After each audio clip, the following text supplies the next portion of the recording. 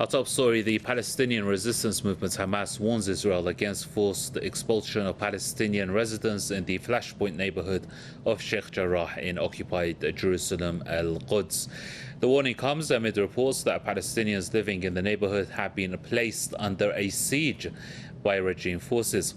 A Hamas spokesman said the movement is prepared to confront any Israeli scheme that would displace Palestinians in Al-Quds or change its character into a Jewish city.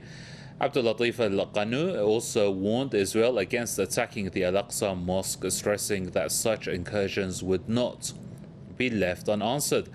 Earlier this month, Sheikh Jarrah was the site of protests as dozens of Palestinians living there faced forced expulsion. An Israeli crackdown on protesters later spread to Al-Aqsa Mosque, prompting Hamas to launch retaliatory rocket attacks.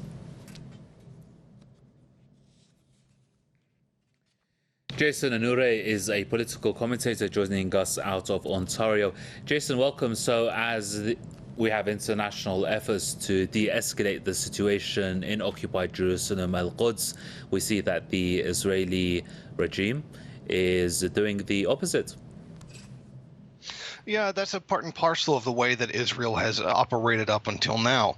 Now, see, there was some kind of deal with the United States that was signed to de-escalate the violence, to start the ceasefire. I assume it is only some kind of agreement for more weapons or more aid or something like that, some kind of bribe to Israel to stop the attacks. But you see, they've just continued. They just keep going on, regardless of the damage that it actually does to Palestinians. I mean, there really is no getting together with the occupier and hashing out some kind of a deal. It just can't be done. Israel does not want it. The whole basis of Israel and its Zionist occupation and its Kahanist allies, their whole purpose is to wipe out the Palestinian people, to just remove them from the face of the earth. How can you come to some kind of peaceful settlement with people like this?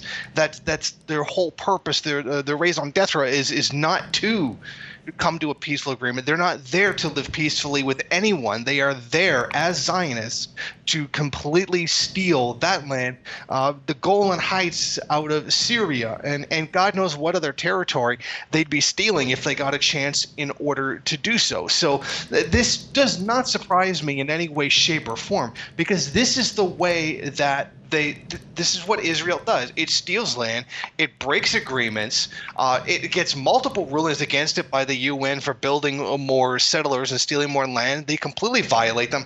Nothing happens to them whatsoever. So why would they expect anything to happen to them now? As long as they've got the access of the United States, themselves, and Saudi Arabia working together to undermine the rights and freedoms of the Palestinian people. I mean, they don't suffer any consequences for their actions outside of retaliatory attacks by Hamas, attacks which are rightfully deserved for the inhumanities that they carry out against the Palestinian people. This was supposed to be a ceasefire by Israel, and we have seen it. We have seen nothing but the opposite. Well, exactly that. I mean, following the ceasefire agreement, the Palestinian resistance movements did say that they were watching what's going to happen in occupied Jerusalem, Al-Quds, and that they did have their finger on the trigger.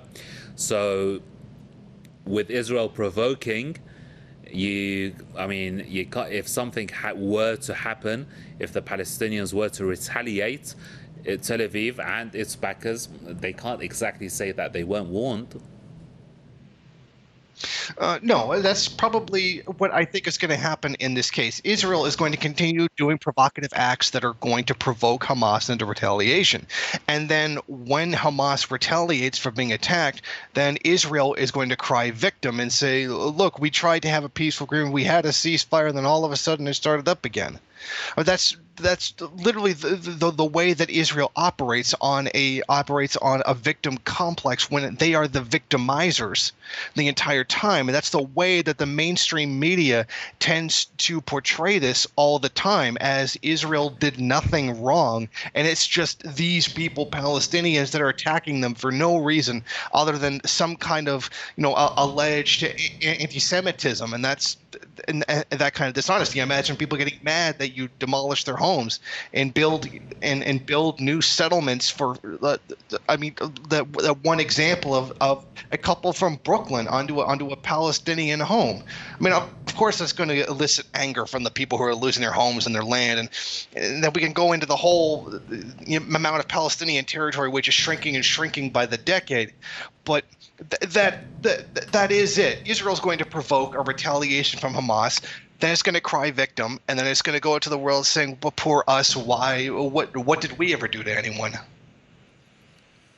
Jason, thank you very much indeed for that. Jason Unruhe, political commentator, joining us live out of Ontario.